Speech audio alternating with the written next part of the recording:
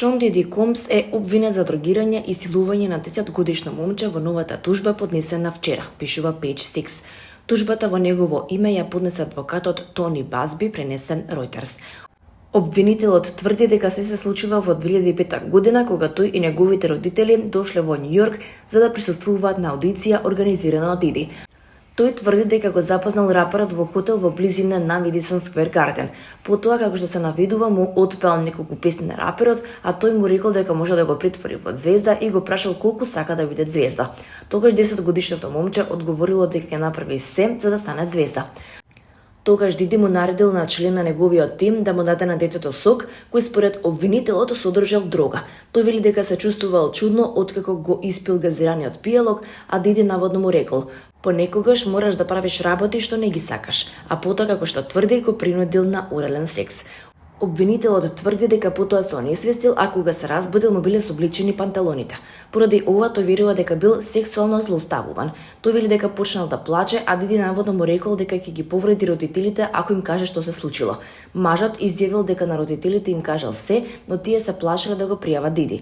Тимот на Диди ги отвори новите наводи. Адвокатот кој стои зад оваа тужба е повеќе заинтересиран за медиумското внимание отколку за вистината, што е очигледно од неговите постојани медиумски појавувања. Како што веќе кажавме, господин Комс не може да одговори на секое тврдење кое е лажно и смешно. Тој на суд ќе докаже вистината, велат тие. Песната на која работеше Лиам Пейн пред неговата смрт ќе биде објавена за неколку дена. Копродуцентот откри дека песната насловена Do No Wrong ќе биде објавена оваа недела, пренесува Daily Mail. Се молам ова да биде благослов за светот каков што Лиам од секогаш го сонувал. Се молам ангелите да ве тешат секој ден додека ќе ја слушате. Се молам оваа песна да биде благослов за Рут, Беар и целото семејство, напиша Сем Паунс на X.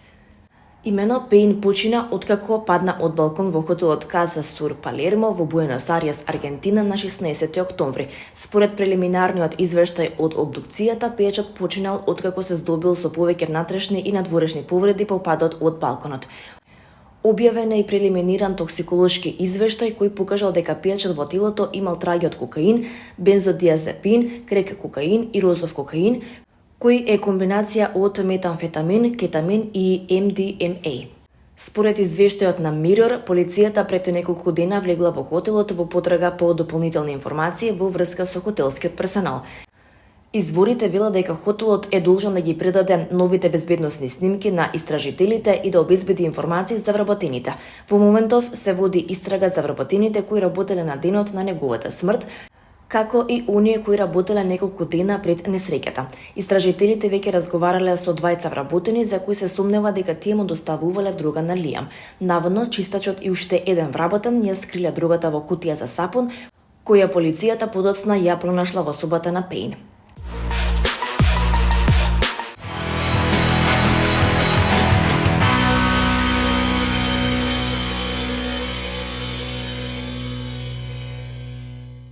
Македонската балерина Стефанија Гаштарска е помеѓу 8 млади артисти прогласени за иднината на рускиот балет, според руското издание на списанието Forbes.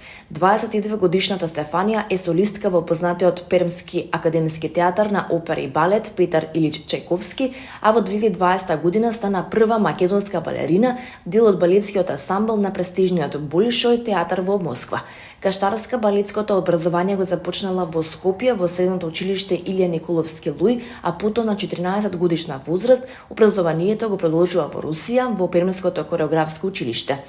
Дипломира со највисоки оценки на престижната Московска академија за балет на театарот Болшој во класот на почесниот уметник на Русија Ирина Пјаткина како единствена балерина од странство во руски клас. Во нејзиниот богат репертуар на изиграни главни улоги се Маша во представата Орево Кршачка, Аурора во Заспаната убавица, Јулија во Ромео и Јулија, Джизел во представата Джизел, како и многу други светски познати балетски перформанси. Младата балерина е лауреат на неколку меѓународни балетски натпревари.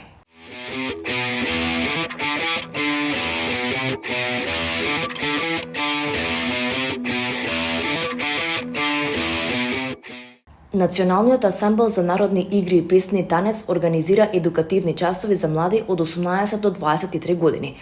Може да се пријават оние кои учат или имаат завршено средно музичко балетско училиште на насоката за националната музика и игра или се на академски студии во чии што програми се изучува музичко-сценскиот фолклор, како и оние кои се здобиле со солидни знаења преку членување во културно-уметнички друштва, велат од Танец.